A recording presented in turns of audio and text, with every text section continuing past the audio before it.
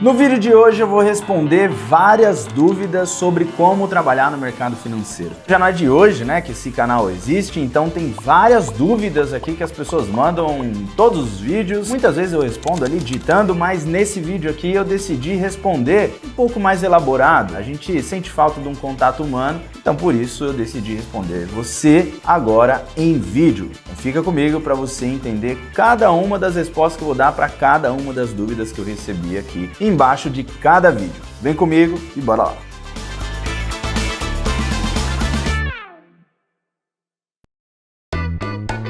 Seja muito bem-vindo e muito bem-vinda a mais um vídeo aqui do meu canal, onde eu te conduzo no mercado financeiro. Muito prazer, se você ainda não me conhece, eu sou o Rick Silva e eu tô aqui para te ajudar. Se você está chegando aqui pela primeira vez, então você já pode se inscrever nesse canal aqui para você ter mais conteúdos como esse daqui sobre o mercado financeiro e como trabalhar no mercado financeiro.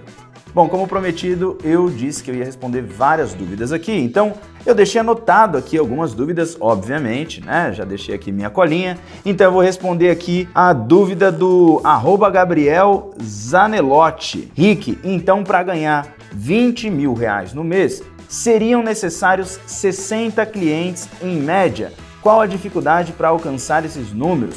Quais métodos são utilizados na captação desses clientes? Então vamos lá. O que ele falou aqui? Ele falou de R$20 mil, né? O K aqui, para quem não sabe, é uma letra que significa milhar, né? Ele falou, então, como que eu faço para ganhar R$20 mil? Seriam necessários 60 clientes para eu poder, né, ganhar essa grana e como é que funciona isso? E a resposta é não necessariamente. Por quê?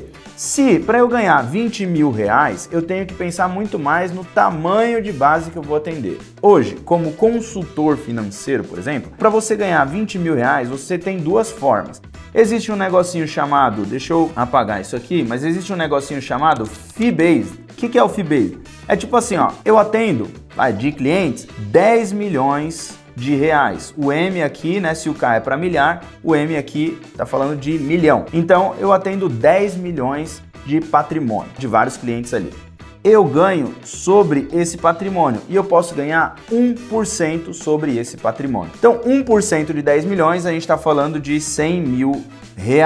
Isso daqui é ao ano, então eu teria que dividir ainda isso daqui por mês, o que daria ali mais ou menos uns R$8 mil para a gente arredondar aqui, tá? Então a gente está falando que na verdade para você alcançar R$20 mil de receita, você precisaria mais ou menos aí de uns 20 milhões e não 10 milhões. Porém, se você está em um escritório hoje e atende aí clientes em um escritório, para você ganhar R$20 mil no escritório, você teria que deixar uma coisa chamada repasse, que normalmente é 50%. Então, vamos só dar uma limpada nessa tela aqui, mas seria aqui repasse. O repasse é de 50%. Ou seja, se você tem uma base de 20 milhões e ela te gera mais ou menos aí os seus R$20 mil, significa que você vai dividir esses R$20 mil por 2, já que 50 fica para o escritório, 50 para você. Se eu divido 20 mil por 2, logo eu tenho que multiplicar então os 20 milhões por 2, para eu chegar de novo nos meus 20 mil. Então eu teria que atender 40 milhões de reais, mais ou menos, ou até uns 50 milhões de reais, para você ter uma receita de R$20 mil.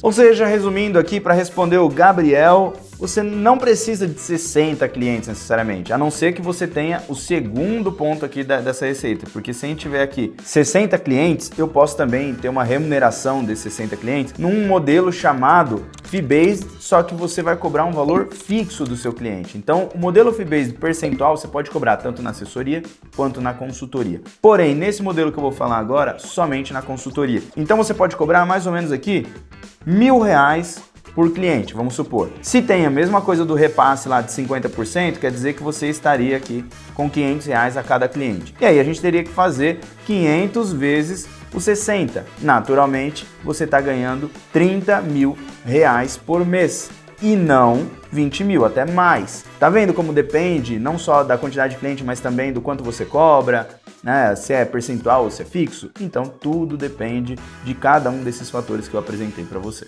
Segunda pergunta então do André Gandra. Rick, concordo plenamente que o melhor modelo é o fee-based. E aí para você que acabou de ouvir a minha resposta, fee-based é o que eu acabei de explicar. Porém, não há resistência por parte do cliente pelo fato de ter que pagar enquanto atualmente não tem custo? Muito boa pergunta, inclusive, André, e vamos lá. Sim, o cliente parece não ter custo quando ele está no banco ou em uma corretora sendo atendido por um gerente CLT ou um assessor CLT ou até mesmo no modelo de commission based com um assessor autônomo. Mas ele tem um custo e é isso que a gente tem que explicar para o cliente. Seja você um assessor trabalhando no modelo fee-based ou então um consultor também trabalhando no modelo fee-based, você tem que explicar esse modelo de fee-based para esse cliente. Um detalhe aqui muito importante que você precisa saber é que no modelo fee-based, o que seria de comissão para o profissional, né, que estava trabalhando no modelo de comissionamento, vai para o cliente. Então, na real, o cliente não paga 1%, ele paga talvez 0,5 ou 0,6, porque parte do que seria comissão do profissional volta para o cliente, então desconta do quanto ele pagaria. Então você precisa saber explicar para o cliente o quanto que ele estava pagando também no modelo comissionado que ele não estava vendo. E aí, como é que funciona isso? Existem 3 formas de se trabalhar hoje com o cliente. Imagina que a gente tem aqui a Amanda e aí ela vai até o banco, chega lá no banco, então ela fala: eu quero investir meu dinheiro. Com quem que ela vai falar? Ela vai falar com um profissional aqui que é o gerente do banco. E o gerente do banco, quais são os interesses dele? Você tem que explicar exatamente assim para o seu cliente. O interesse dele é vender as coisas que estão no banco. Naturalmente, não é atender os interesses da Amanda, que é a cliente. Então, esse daqui é o modelo onde ele é assalariado e ele ganha bônus a cada meta atingida. Então, ele tem que vender previdência, ele vai vender e vai ganhar um bônus sobre isso. Esse é o primeiro ponto que você tem que explicar para o cliente e fazer a pergunta para ele. Esse modelo aqui, você concorda? Você como cliente, você gostaria de ser atendido assim, sabendo que o interesse dele é atingir os bônus dele e não necessariamente fazer com que você ganhe mais dinheiro?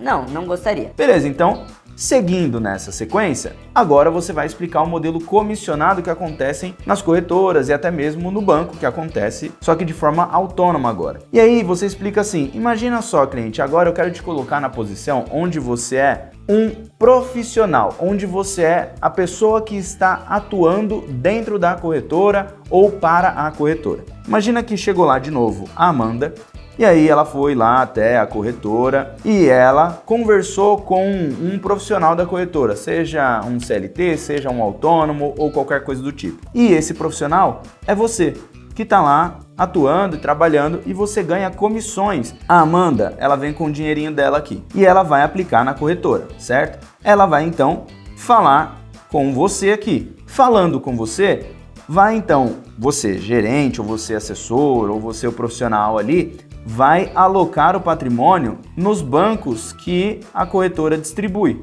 E aí é que vem o pulo do gato. Porque cada banco, o banco A, ele paga para o cliente 1% ao mês. Só que para o profissional, ele paga 0,5% em cima do valor alocado. Já no banco B, 1% para o profissional sobre o valor alocado. Para o cliente, no caso aqui, para a Amanda, ele paga só 0,7% ao mês. E aí, cliente, qual banco você indicaria para a Amanda investir o dinheiro dela? Isso daqui vai mostrar claramente para o cliente o porquê que o modelo comissionado ele está conflitado e por que o modelo fee-based ele não é conflitado. E aí, por último, é só você explicar que no modelo fee-based, então, você vai conversar diretamente com o profissional. Então, esse desenho ficaria um pouco diferente, porque aí a Amanda agora vai até a corretora, só que ela vai alocar esse patrimônio com a consultoria ou assessoria de um profissional que está ao lado dela, que ela paga diretamente a ele. E que tudo que geraria de comissão desses bancos aqui está retornando para a Amanda. Então, o que iria de comissão para o profissional que antes estava aqui do lado, volta tudo para a Amanda. Isso precisa ficar muito claro para o cliente. Dica: coloque o cliente que você está conversando e falando sobre o fee-based no papel de um profissional e ele vai entender o conflito muito mais do que se ele tivesse no papel de um cliente.